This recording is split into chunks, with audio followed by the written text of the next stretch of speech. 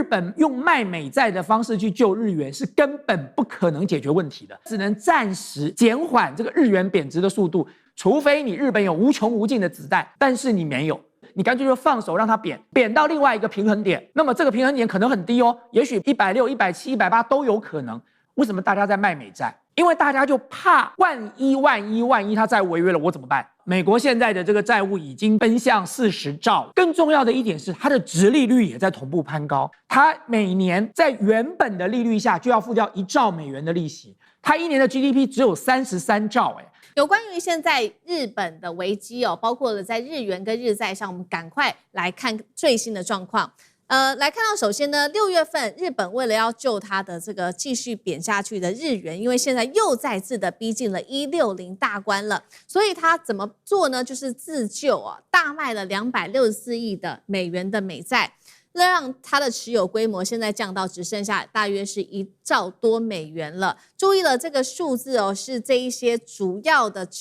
美债持有国当中，它是减持最大的一个国家就是日本了。大家还记得吗？当时7月份日币不是狂贬吗？所以美日当时就讲好了说，好，我们为了要救日元，大家2个国家一起联手起来去压住日元的贬势。结果呢，确实我们看到日元稍微喘了一口气，现在继续的贬下去，让人不得不问，日本现在是不是也已经看懂了？就是说，对于美国对他们的帮助可能只是一下下的，而美国现在呢，过去它是作为亚洲金融市场的重要国家，现在是不是美国也自身难保了呢？日本的疑问就是来自于许多最近我们讲的美国的经济数据显现真的表现非常的差。首先啊，我们看到了就是美元的部分，它的美债呢已经快要突破40兆美元大关了，而且可能是在短短几天之内就会突破40兆美元大关。尤其来看到长天期的美债殖利率创下新高，30年期创下20年来的新高，更不要说还有庞大的财政上面的赤字，还有美元光是这个每一年利息的支出就高达了1兆美元，还有通膨的压力等等，都让日本是不是觉得说现在自己只能靠自己了呢？所以今天节目一开始先请教委员怎么看日元，即使在这个日本政府出手救市之下，还是继续的贬，现在逼近了160大关，狂卖美债都没有用吗？那另外就是有关于美国的国债的部分，他们也是不是认为美国真的是救不了他们呢？因为1988年的时候，美国国债只有5兆，现在已经逼近40兆了。那日本接下来还剩下什么牌？委员怎么看？对，其实现在的美国，特别是美债啊，已经面临了一个我们号称叫做完美风暴的局面哦。所以很多人说，也许美债大到不能倒哦。可是如果今天我们把这些所有的完美风暴的因素通通都加在一起的话，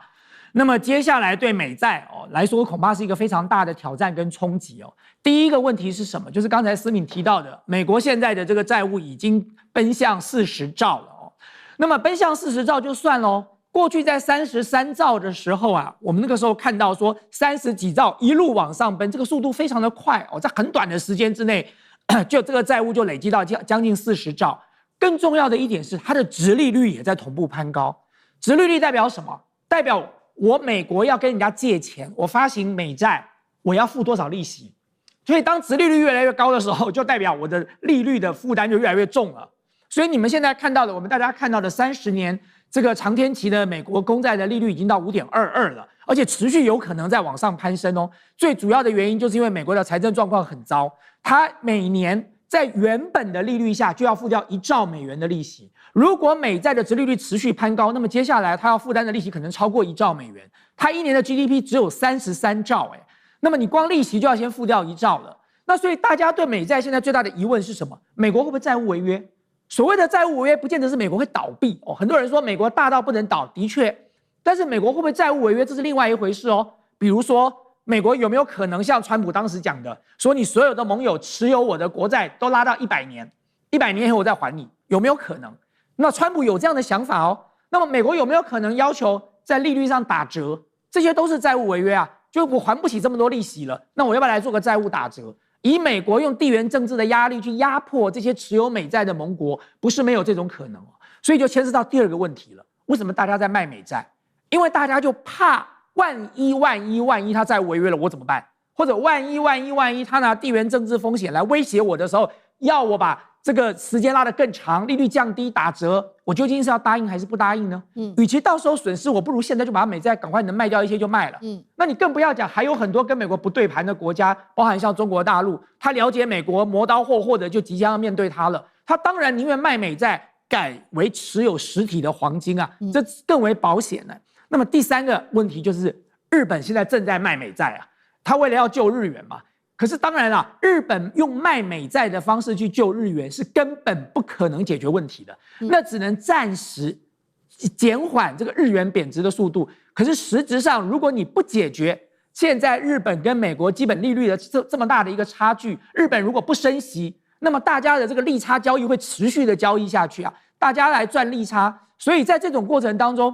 你说日本接下来不靠美国自己来救，自己来阻挡，那他势必要买美债，所以市场上的美债会越来越多。各位知道，当美债越来越多的时候，这代表什么？大家不要美债，可是美国现在又要跟大家借钱，所以我只好用更高的利息来借了。这就是为什么最近我们看到的整个美债的殖利率往上攀升。那么同时，日元要救，我刚才也提过了，几乎没有办法，除了升息没有办法，要么另外一条路就是你干脆就放手让它贬，贬到另外一个平衡点。那么这个平衡点可能很低哦，也许160、170、180都有可能。但是你唯有如此哦，你就只有2个选择。但是市场干预绝对不可行，这过去的这个金融操作的过程当中都一再的证明，除非你日本有无穷无尽的子弹，但是你没有，所以你最终会耗掉子弹，然后把这些子弹反而送给了那些去做炒汇的人，变成他们的收入了。那么这并不是一件聪明的事。好，所以其实日本也看到当前美国的经济上面的问题，他们现在靠自己来救自己，但是看起来卖美债对于现在当前的日币狂贬来说，可以说是杯水车薪。那这个就是有关于日元的问题，到现在仍然是无解的。那日债的问题，现在看起来可能又是另外一场即将引爆的金融风暴吗？尤其我们要来看到的是，人家说这个叫做40年来最大危机，震惊金融圈、央行跟投资机构，就是因为8月18号这一天，日本10年期国债殖利率冲破了将近2.9%，已经超过2.9%，创1996年以来最高，30年期更糟了，这个殖利率更是正式突破4%。目前日本债务是1100兆日元，什么意思？就是占 GDP 占比已经超过了250%了。有专家说，比当年的希腊危机还要更危险，真的是这样吗？下一场风暴会落在日债，先是日元，再是日债吗？那聂老师怎么看？OK， 欧债危机的时候我研究过啊，那是金总会，我们那时候接到第一个案子就是我接的，所以对当时的那个日本啊、美国啊的债务我有所了解。当然，欧洲最主要是欧洲5国所带动的这个英德法加5国的总债务，在2008年的时候，他们是总共欠10兆美金，当时就研究了日本和美国也是10兆。2008年大家去看一下，都是10兆美金。那这个三角都的问题，为什么欧洲出问题？是因为有2个重要的东西我们必须要了解。我们在玩债务，你会出问题。第一个结构性会出问题，叫 structural problem。第二是 liquidity， 叫流通性的问题。我坦白跟各位报告，其实欧洲出问题是这2个问题都是大问题。第一个，大家国债都是互相向别人借；第二，流通性呢，只要呢你缺钱呢，就会人家可能就对你债信不保，就你们没办法流通了。可是美国这个问题呢，会出在哪里？美国结构性问题很大，它现在已经突破40兆了，很有结构性问题。可是因为它印钞票，大家会买，所以流动性问题没问题。日本其实没有问题啦，从某个角度，但是我要讲后来有问题了。当时也是10兆，其实现在用当时的汇率1:120也是10几兆哦。现在呢，其实日本的这个 GDP 是4.4左右，4.3、4.4的 GDP， 它现在欠的现在美元算是8.7、8.8，是200%了。坦白说，200%其实是非常高，因为国际间的国债的临界点，一般的国家是60%，200%非常高。好，那现在它为什么不出问题？因为它是内债，日本人是欠自己的钱。像台湾的债也是，像台湾它有88%是内债，海外它不怕别人把你抽针倒。现在问题出在里面，也就是你知道，现在日元一直贬。他要救，一个是央行这边要救汇率，刚刚有讲到，讲不好听，你要创造日元需求，你去卖美债，你 sell US dollar， 你 buy 这个Japanese yen， 但重点呢，外面投资客更清楚这个市场导向，市场有力量比政府2做，你的力量有限，能力有限，在此时的美国也不行，这时候呢，你还是一面倒，还是输。第二个，你现在用财政地方来了，就属于财政部分，你要用 consumer tax， 叫做消费税，大家都知道啊。它从这个1989年沿路从3%、5%、8%、10%，因为我本身在日本的消费，我非常记得这个情。现在2年要维持，今天降到1%，未来你的黑洞就产生了，你将来还要去补足未来的少的税收。现在一个国家在财政上2大问题，就是 debt ratio， 就是你的国债除以你的 GDP 不能超过60%，超过60%是要看你国力的大小。第二个呢，就是你的财政赤字的 ratio， 财政 ratio 就是你的这个deficit， 就是你不要超过3%，它现在刚好要到临界点。那什么是这个所谓的财政赤字呢？也就是财政预算里面的政府的支出减税收。你现在的支出说不好听点，我们要强调一个，你现在国债主要是一个利率一直上升，你现在10年债、30年债，我们换算成了 yield 叫殖利率，现在是10年债2.9多，快3，那这个30年其实4哦。你要知道，这是一个非常高利率，这个高利率叫做对国际有算，对日本人来讲，它又是国债，他会觉得非常高。我告诉你，日本有个很奇怪的现象，1986年广场协议之后，85年9月22号广场协议之后，1989年产生了他们的所谓的 crash 之后呢，失落30多年之后，日本人在40岁以下的人几乎没有体验过高通膨，没有体验过高利率，也没有体验过现在突然你要换汇出国那么贵。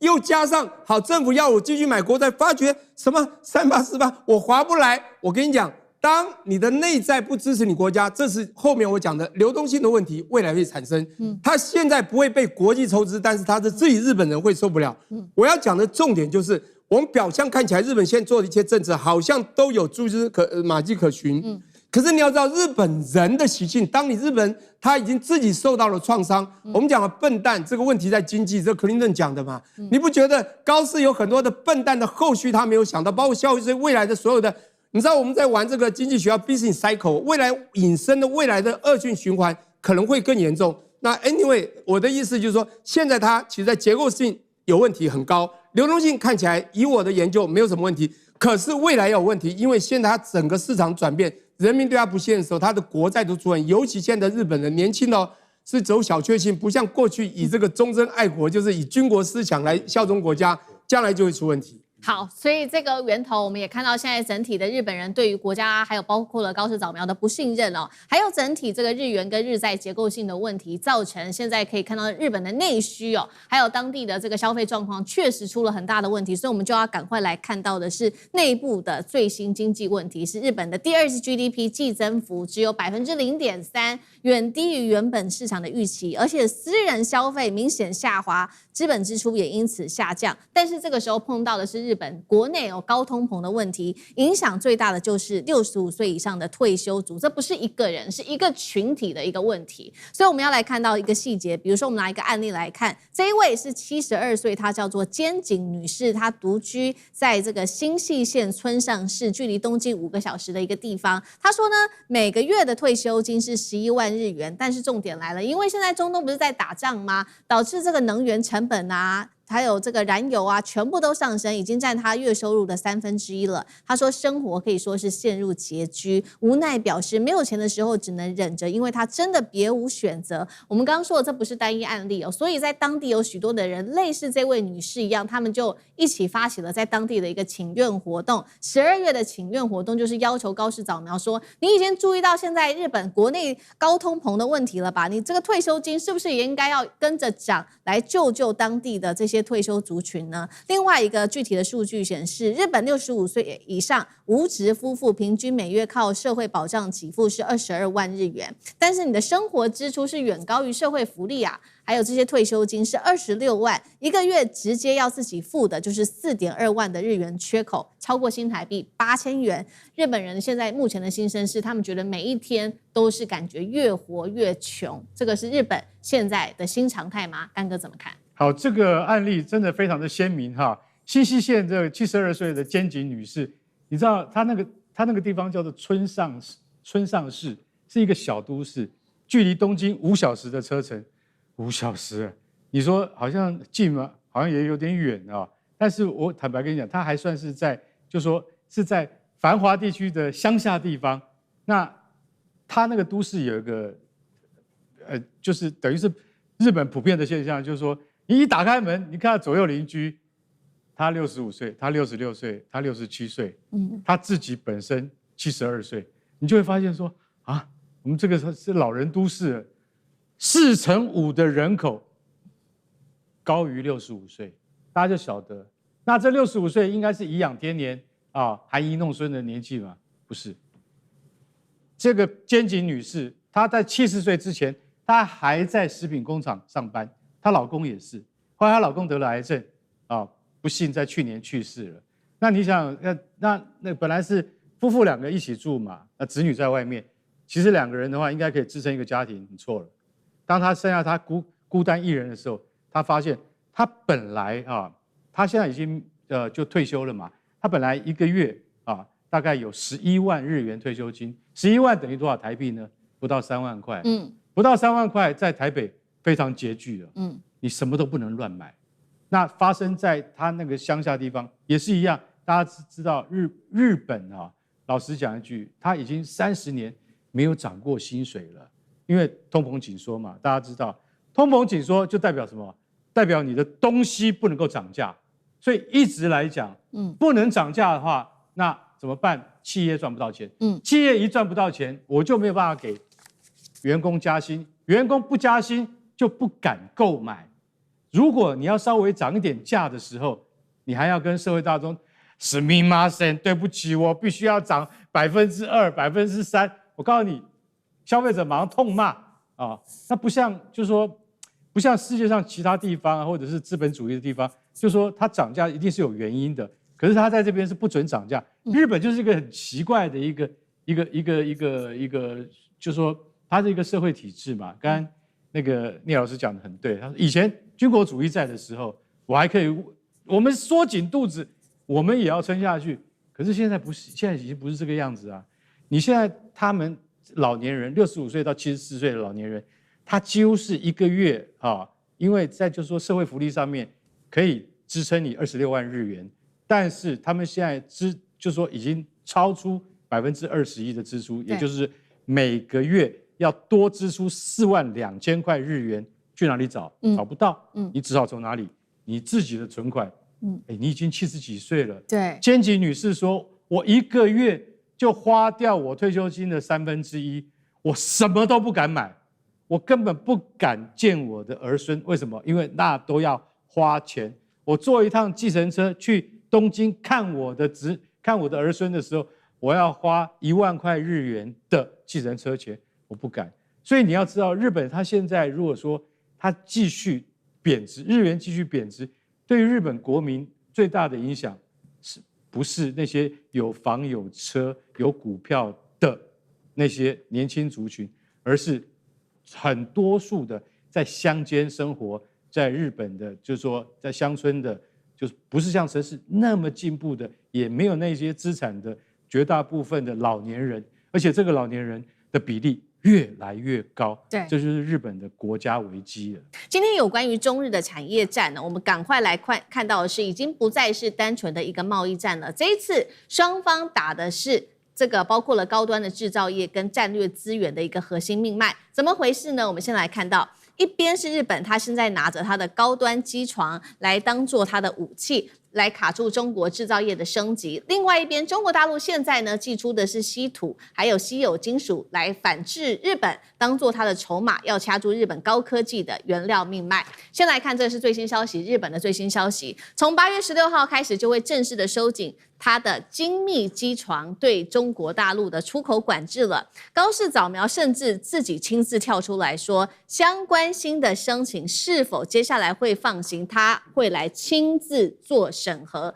连高市早苗都已经出来喊话了。那么为什么要这么做呢？因为他们希望能够卡中国大陆在半导体、航太、机器人、汽车、军工领域的发展，这一些领域要发展都需要用到高端机床，而中国大陆现在的弱点恰好是它有70%的需求，至今都还是仰赖日本的。那么我们也来看到，就在这个日本宣布对中国大陆的这个限制之后，但是呢，中国大陆对它的机床的订单需求仍然是持续增加的。先来看到3月份，日本对中国机床订单是达到了500多亿日元，创单月的新高。6月份，中国的部分更占日本海外机床订单接近达到了40%左右哦。所以呢，我们现在也看到这这个日本对于中国大陆的限制已经不是单纯的出口限制而已了，它也是试图卡住中国大陆下一代制造业的升级。那接下来中国大陆怎么办呢？真的会影响到中国不管是在半导体、航太、机器人、军工升级等等领域的发展吗？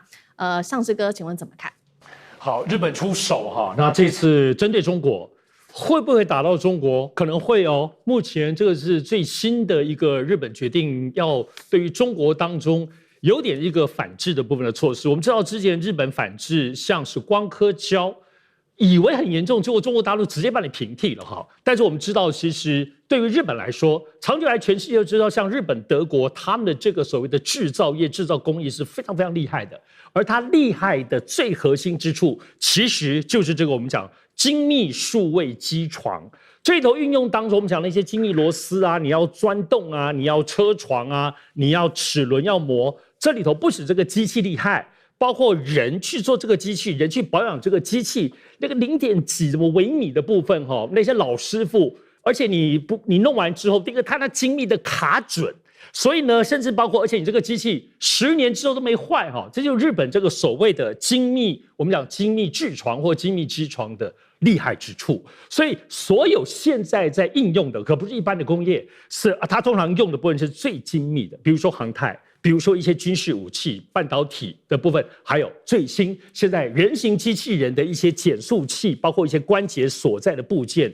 都需要这个东西。好，就日本为什么突然这样子哈？那它当然是针对一个叫做《输出贸易管理法》去修这个法。这个法呢，其实2024年日本就开始一定在修哈，因为已经很久了。只是修着修着当中突然加速，而且就是在这几天突然这样子宣布。好，它宣布是有备而来的。要知道现在所谓这个精密机床是什么概念？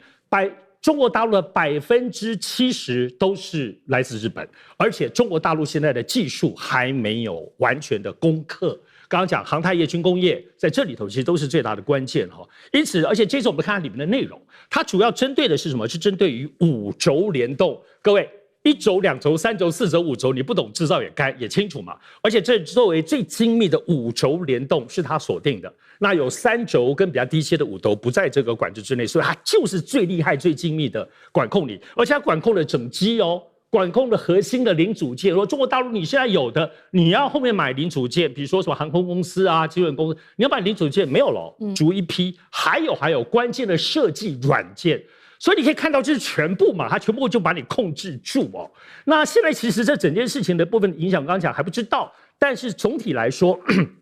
中国大陆评估。有可能会影响2-3年，要到中国大陆能够全部攻克，有可能2-3年才可以。所以现在受过的影响，但现在整体评估，这一次到目前为止，日本的部分并不是死绝的把你切断，它可能还是有一些漏洞。或者比如说，第一个它不是全部的禁运，你还是可以申请审批。只不过刚刚讲高市早苗系都放话了哦，如果你现在最新的部分，他们现在预估中国大陆的军工业啊、半导体的业，你是80%，大概是绝对不可能，你申请他也不会给你。但是现在可能的途径就是像先前在稀土，日本也是这么做。绕到欧洲，也就是说，现在如果第三国的二手机，或者绕到部分是国外的子公司生产呢，子公司贴牌的，目前就不在这个禁运里面，所以这里可能有这么一点点漏洞。我想高市早苗为什么突然这么做，可能跟他最近的背景有关，还是值得讲一讲。要知道，最近其实日本跟以色列方面已经在接触，准备要签订更大规模的部分的所谓的军事同盟的合作。这里头包括以色列准备打算把包括无人机、包括一些导弹以及各式各样武器，包括软体，要整个什么样规模呢？1600亿美金，包括日本在内一起合资，要准备把这个生产线转移到。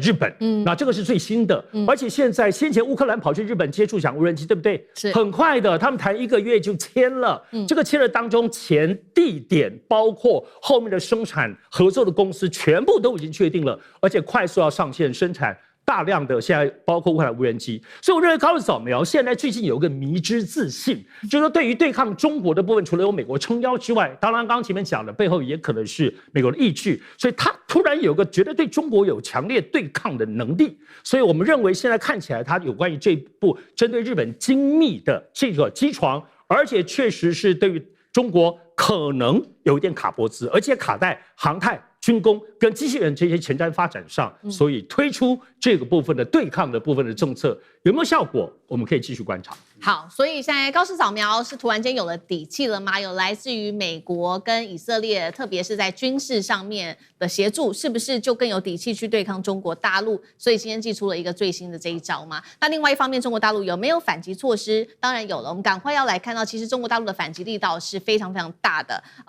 就是对日本祭出的稀土的出口管制。我们先来看到统计的最新数据哦，光是今年上半年出口给日本的稀土已经一口气暴跌51%了，6月份更狠哦，年减幅高达了80%。主要的关键就是在重稀土对于镝还有锻的日本出口是直接归零的。镝跟锻为什么这么重要？就像是日本去封中国大陆的机床一样哦。镝跟锻同时也掌握了可以影响日本的，包括了军工设备、高端制造、电动车的马达，甚至是精密电子等等。另外一方面，除了掌握这个矿产原料之外，中国大陆更掌握了一系列包括了这个从采矿啊到分离、冶炼等等供应链的整体技术。大家就在看说，那中国大陆现在对日本的这个稀土出口如果减少的话，是不是稀土相关的企业他们的获利就会减少呢？结果是不减反增了。我们也赶快来看到最新数据哦，中国稀土集团今年上半年净利润年增幅46%，北方稀土预估上半年净利润年增幅更是暴增了121%，代表说价格提升，虽然说这个出口减少了，但是价值更高了。所以8月份稀土价格哦，从2025年8月以来已经上涨幅度高达了30%。这个是中国大陆对于日本在稀土方面的制裁。另外一方面，中国大陆也强化，刚刚讲了嘛，美国跟日本在一边，所以中国大陆也强化对于美国的稀土制裁。最新的方法是因为他要报复美国所做的这一件事情。美国在今年上个月底把43家的中国大陆的企业列入防止维吾尔人强迫劳动法的实体清单当中，所以制裁的企业已经增加到187家了。所以中国大陆现在想到办法来治美国了。这位是高志凯，他是中国全球化智库副主任。他说呢，中国现在应该要成立一家稀土总公司，重点来了，这个总公司就是设在美国一直不断提的新疆这个地方。他就说呢，如果未来美国你需要稀土的话，就请你亲自飞一趟到新疆来这边来跟我们谈，不管是稀土的出口甚至价格都是由中国大陆来决定，甚至未来还在新疆这边用人民币来做交易等等。干哥怎么看？日本很少这样，你看收紧了精密的机床的出口管制，他很少这个样子，而且他现在学的都是我们中国这一套，就是说加严审核。你知道加严审核的意思？日本是一个最假仙的，就是我们台湾话就是说很 gay 仙呐，表面上很有礼貌，那个肚子里面全部都是刀剑。他坦白讲，他说我不是不卖你但是我现在从严审核，意思跟不卖你是差不多的意思啦。那会不会影响到这个中国的整个生产链呢？跟供应链呢，可能是会的。上次讲没有错。那你以为中国就可以让你这样挨打吗？看谁被打得比较痛啊！我跟你讲，你看现在镝跟锻两种重金属也就是那个这个元素，老实讲一句，到这个月已经怎么样？已经归零了。我们中国不出口给日本了。你不出口给日本，因为这两样这个元素最重要的它是什么？军工业和高性能马达，还有一个大家没有注意到，它的重要性也非常的要紧，叫铱，一个金再一个乙，它是做什么的？癌症医疗设备要用到这个铱还有什么？还有半导体设备也要用到铱，所以说铱这个东西也很重要。总共7种这个重要的稀土都已经被中国下令先暂时，但是坦白讲一句，中国不会完全断供，你不能完全断供，为什么？因为你完全断供的话，那就代表是针对性的，你就是针对我日本的。但是中国不能在这个阶段里面还没有到要打仗的地步，我还不能说我就不卖你，对为什么？你要等到什么时候？像美国在2次大战之前跟日本讲说，我现在石油就不卖你了，日本就准备打了。你知道我的意思吗？就是说这个叫战争宣示、战争行为，所以还不到那个程度的时候，现在中国一定不会讲说我完全断供。那但是在这个时候呢，老实讲一句，是美国就在帮腔，你知道，美国你看国土安全部啊，他竟然上个月底就说中国已经有100多家被列入管制了，你这些企业都跟军工有关系，那我现在要多加43家，这43家是哪一种？你知道？就是中国的企业里面有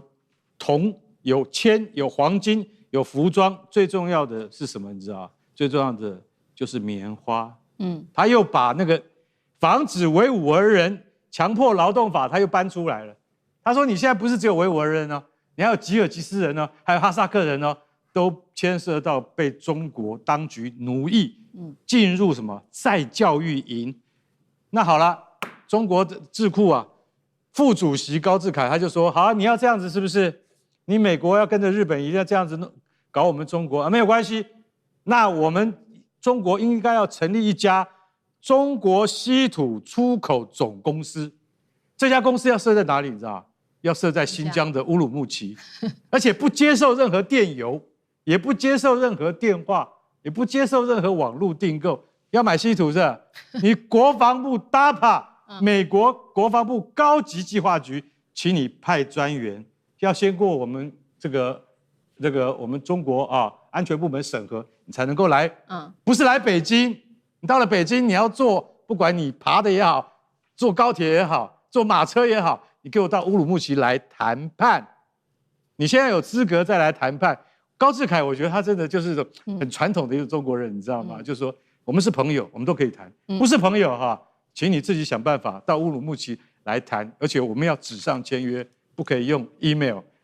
这个真的是，然后等一下签完了之后要用人民币付款，不接受美金啊。所以这个就是说，如果你真的要跟中国斗争的话，那下场不好的绝对不是中国，而是美国或日本你们自己。好，现在其实呢，我们刚刚讲的是日本跟进美国老大哥来对中国大陆祭出这个制裁。那另外一方面还有另外一个国家，同样是跟日本一样跟进美国老大哥来制裁中国的，还有澳洲了。澳洲最新我们也来看，它也有了动作，正在加强审查中国大陆相关投资人，要求呢，只要你是中国大陆的相关股东，你就要出售掉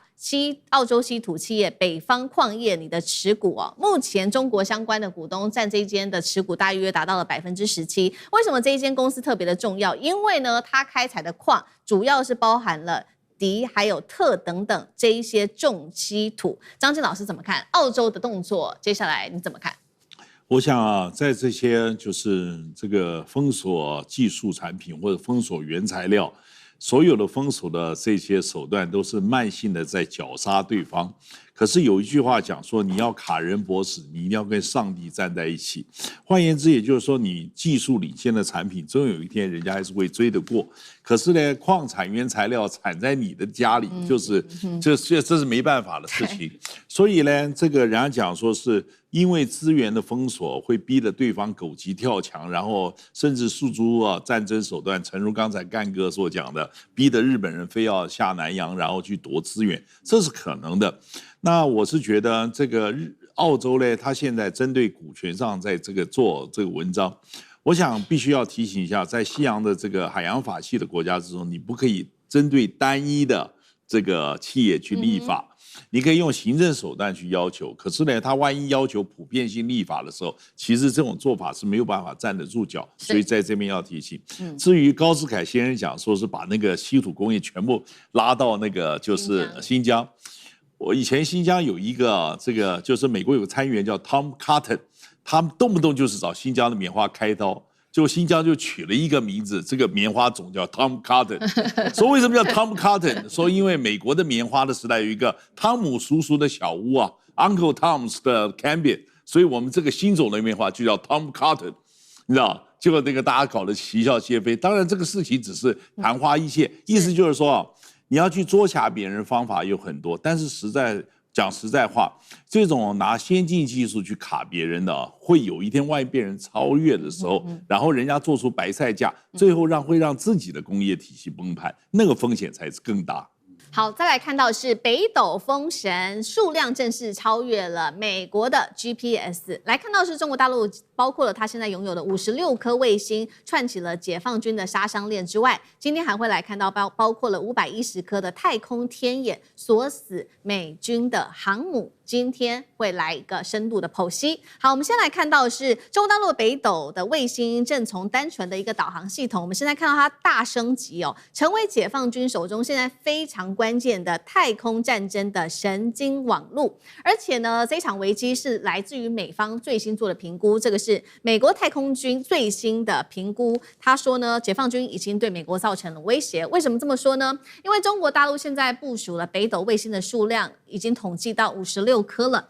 这56颗的数字等于是超越了 GPS， 目前美方的 GPS 只有31颗而已，不只是在数量上面超前，现在要来看到在这个技术上面，同时也有它领先的这个迹象可以看到。为什么这么说呢？我们看到 GPS 主要靠的是中地球轨道来进行运作，但是北斗卫星它比较弹性，它有3种方法、3种轨道可以协助它进行运作，包括了地球的同步轨道，还有倾斜地球同步轨道，跟我们刚刚特别提到的中地球轨道等等哦，不只是具备全球的覆盖能力，也更能够在亚太地区维持更长时间、更高仰角的一个讯号覆盖。好，这代表是什么呢？即使部分的卫星在遭受了干扰、攻击或者是故障的时候，其他的卫星其实是可以继续来提供服务的。好，这个再来就是美军更担心的一件事情了。刚刚我们特别讲的是有关于北斗，其实呢，现在美军更担心的是，那如果北斗加上中国大陆现有的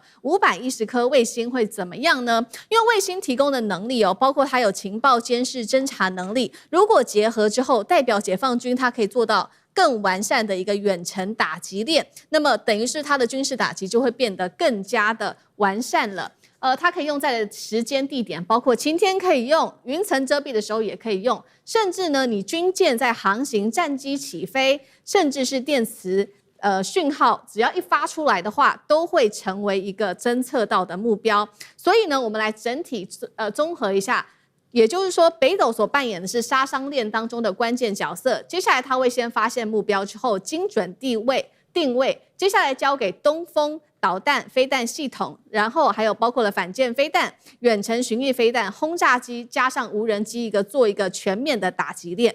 今天节目一开始，先请教干哥怎么看了？我们刚说了。超过510颗的卫星，中国大陆的部分，56颗的北斗，再加上它现在又有 AI 的分析能力，这个完整的太空杀伤链等于是正式成型了吗？北斗我们刚刚提到的3轨道又有什么样子一些特性？干哥怎么看？好，这个是一个时代的进步哈。我们现在先看一下50年前，就说像我们台湾空军还要派那个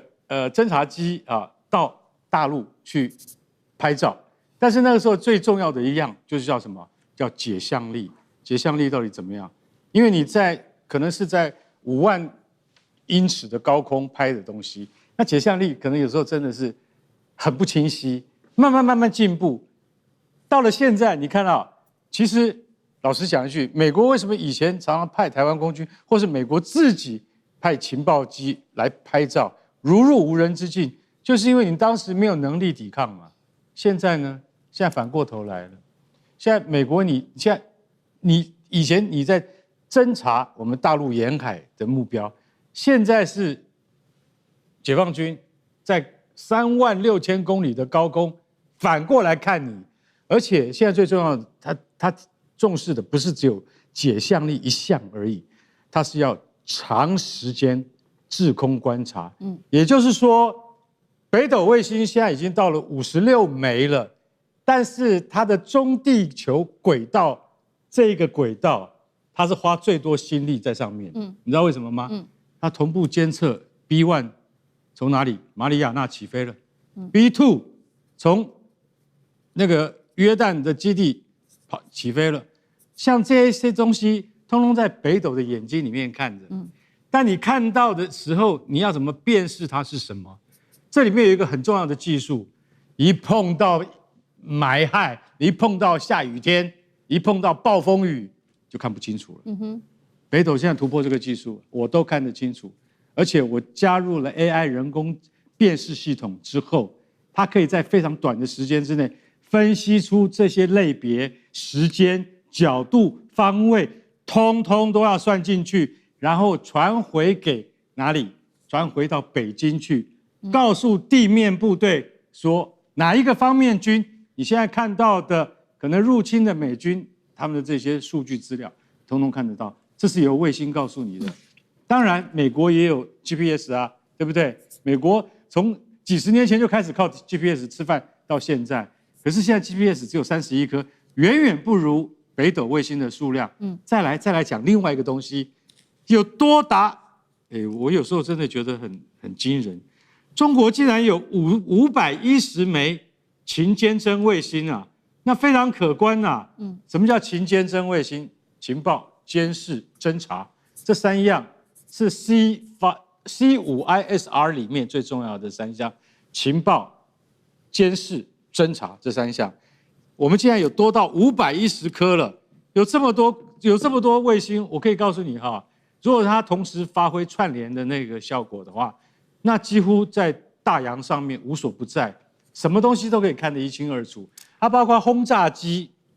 大到轰炸机，小到隐形战机。为什么我们说小到隐形战机？隐形战机并不小，只是它隐形而已。所以说它会小到在雷达屏幕上只有一只苍蝇或一只小鸟那么大的时候，你就会发现，用勤监侦卫星也可以看得见的话，那就是对美军的直接威胁。所以美国的智库会提出这些数据，就是告诉你说，其实中国它在你看不到的领域里面已经非常惊人了。就是近地上面已经有部署500多枚卫星，还有中国现在最近正在发展一个什么，就是从地面打上去的反卫星武器。大家想说，星际大战要开始了吗？应该是从太空中由这个发射上去的杀手卫星发射雷射，对不对？对不起，还没有进展到那个地步啦。中国现在已经可以从地面上研发，可以直接从地面打了36000公尺的36000公里的那种雷射去致盲你的卫星。想请问一下，美国你的致盲能力在哪里？我到现在都还没有看到。这些都在不久的未来都会成真的。再发展下去就变成星际大战了。美国你赶得上吗？好，这个是北斗卫星的技术越来越成熟之外，还包括了数量也越来越多，等于是说覆盖了全球的能力再度的提升。但是我们也要来看一下细节，那精准度到底如何呢？现在根据官方的资料显示呢，它的水平的方向可以达到0.3公尺，那么垂直方向0.6公尺，部分应用已经强到了厘米级的一个精度，而且它可以搭配各种武器来做使用，包括了无人机、火箭炮、弹道飞弹、巡弋飞弹、陆海军、陆海空的部队等等。再来就是这些北斗它现在说呢，已经不止在天空，已经延伸到地下了。所以我们最先来看到中国大陆现在推动的这个叫做隐星入地的工程，什么意思呢？就是让隧道、地下停车场、矿坑这些地方原本我们都可以想象它根本没有办法接受到卫星讯号的，现在是可以靠北斗来进行了。也代表什么呢？代表说，过去隐藏在地下的指挥所、飞弹基地、军火库，还有战备的隧道，未来搭配北斗，可以形成一个新的作战体系。委员怎么看？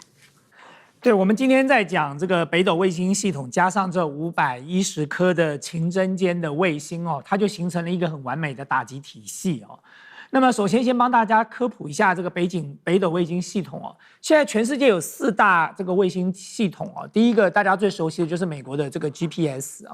然后呢这个欧洲有一个，俄罗斯有一个，然后再来就是中国的北斗卫星系统。那么中国大陆的北斗卫星系统，现在大家看到的是叫做北斗卫星3号是在2020年正式的这个搭建完成，正式上线了。那么它现在有，就像刚才思明讲的，它有覆盖全球的能力。它在轨卫星目前是数量最高的，它有56颗。它这56颗是这样分布的。那么它之所以能够有全球覆盖那么之所以可以担任这个叫做飞弹的引导大脑的原因，是因为它在这个卫星的部署上是有技巧的。它这56颗里头有24颗是部署在中地球轨道所谓中地球轨道，就是这个轨道高度大概是21500公里的高度，然后呢，它自己在进行运转的这个速度大约是地球自转的2倍，所以呢，它在地球上空绕行一圈大概要花12小时到13小时哦，就一天它大概会绕2遍哦。这个目前为止有24颗卫星是部署在所谓的中地球轨道上，就是我们看到的 MEO 哦。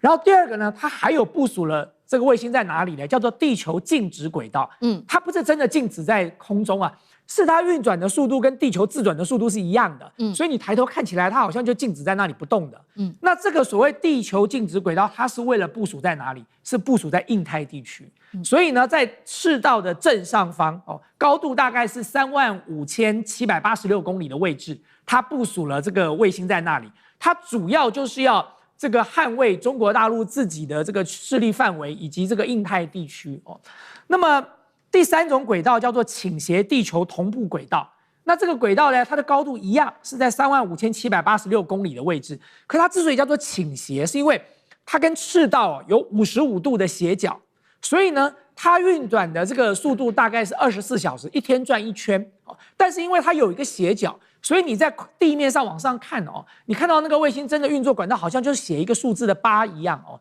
就是这个一天都要绕行一次。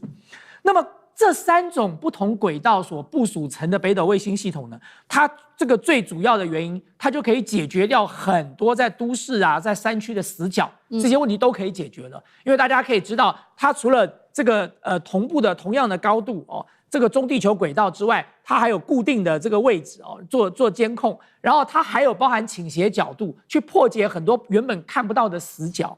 那么因此大家都说，北斗卫星系统如果一旦进入做战争形态，它就可以变成飞弹的引导大脑。它只要接受到这个要打击目标的位置，它就可以很精准的引导飞弹打到那里。那么谁来掌握这个敌方目标的位置呢？就是我刚才讲到的扮演千里眼的角色啊，就是那510颗的擎针尖卫星啊。这擎针尖卫星它有这个叫多维度的感测，就它可以通过各式各样的这个感测的方式去进行侦测。同时，就像干哥讲的，它可以全天候的监控，所以你晚上也可以，台风天也可以，雾霾也可以，它一样可以穿破云层，穿过这个黑暗哦。然后第3，最重要的是因为它引进了 AI 判读，所以它 AI 判读的能力很强。因此，这2个合体之后哦，就回到我刚才讲的擎针尖卫星系统，这510颗就扮演了千里眼。它干嘛？它用来发现，它用来定位，它用来追踪。它把资讯传到了北斗卫星系统之后，北斗卫星系统就担任大脑，它去引导飞弹去做什么？去导航、去锁定，然后摧毁。所以这就是大家看到现在这个中国大陆这个军方在采用的北斗卫星系统，加上这510颗擎针尖系统所联合在一起造成的一个非常强大而且有力的这个监控打击的系统哦。这也是美国的媒体最近不断的在呼吁说，美国政府应该要高度警觉最主要的原因，因为能力太强大了。好，所以有了中国大陆的卫星加北斗，再加上武器，形成了一个新的一个作战系统，而成为中国大陆现在非常新的一个作战的体系。那我们也来回顾一下，为什么当初这个中国大陆会突然间要研发北斗呢？其实回顾一下历史，是当年发生的这个银河号事件哦，在1993年的时候，美国曾经指控中国的银河号货轮，它当时运送化学的原料，所以呢，他就把大陆当时所使用的 GPS 给关掉了。结果这个货轮就在海上受困了33天，所以中国大陆决定了说，接下来我们真的不能再靠 GPS 了，应该要自己好好的来研发北斗。也因此，我们现在看到就有了北斗。那么现在已经在全球有140个国家跟地区在使用了，总产值超过了6200亿。上志哥怎么看？接下来是完全2套不一样的系统吗？ GPS 跟北斗？我想 GPS 当然因为时间非常非常长，在欧美啊所有的部分应用，所以它的生态这个科技应用生态其实是非常非常广的。但是呢，北斗事实上在发展从研发到整个这30多年来，中国大陆其实它所发展的其实软体硬体都是难以想象的，都没有走任何的这个美国路线，所以到目前为止，其实美国各方面没有办法突破或间谍的任何的方式去能够渗透到对北斗的。因为这里头除了刚刚2位提到的部分，我补充一下，因为整个北斗卫星它用的全部的都是中国大陆的国产晶片哦，其实在20多年前，那么现在迭代的升级，所以它现在其实很特别的。北斗卫星是这样子 ，GPS 的卫星都是只能上下对于地面当中的回送，可是呢，北斗卫星是它的卫星跟卫星之间是可以串联、互相沟通的、这个部分很特别，而且它的硬体的部分的架构非常灵活，所以它包括它现在的升级都是靠什么呢？直接在太空上用软体就可以升级了。所以现在北斗卫星有很多是旧的卫星，但是它不断的升级。你看，这就跟现在 GPS 在整个所谓的这个科技系统当中不一样。那现在新的这个北斗的4号的未来，据说江湖传说可能会把中国大陆研的量子技术、传输技术应用上去，所以这个都很令人期待。不过我觉得最重要的是民用的东西，当然中国大陆或现在因为它在亚太地区已经有超过50%的国家已经都开始已经用北斗越来越多，但大家最瞩目的还是军事应用哦。对，我想大家想想，我们现在最熟悉的以中国大陆来讲，第一个无人机，无人机的风行，无人机是靠什么？就是北斗啊，特别是当你几千几万架无人机的时候，导弹呢，东风导弹等等这些呢，就是无人机啊。对，就是北斗啊！而且现在联合跟跨军种的各式各样的，从演习到作战，大家各自的位置，大家要做什么呢？而且中国大陆现在在这个所谓的体系化作战里头，强调的都不是我跟你缠斗，我远远的把你击落下来，就是所谓这个 A 射 B 导，就是说这里头都是靠北斗。所以其实大家在讲中国大陆的陆海空导弹的发展，武器各方面船舰，然后包括第6代战机强的不得了，可是都没有多谈，能够把这个整合在一起的，其实就是靠北斗的这个整个军用系统哦。是，所以我觉得大家要特别关注到整个在中国大陆的总体的发展的军用性，而且在这军用性现在支援让巴基斯坦打败了印度，而且现在在中东战争上。江湖传说，伊朗现在能够可以把美国军事基地打得这么精准，背后说不定是透过俄罗斯，但是还是拿到北斗当中的相关的资料，不知道。但是这里头其实都可以感受得到，现在北斗卫星所发展出来的严重性跟影响性，难怪美国现在非常非常的担忧。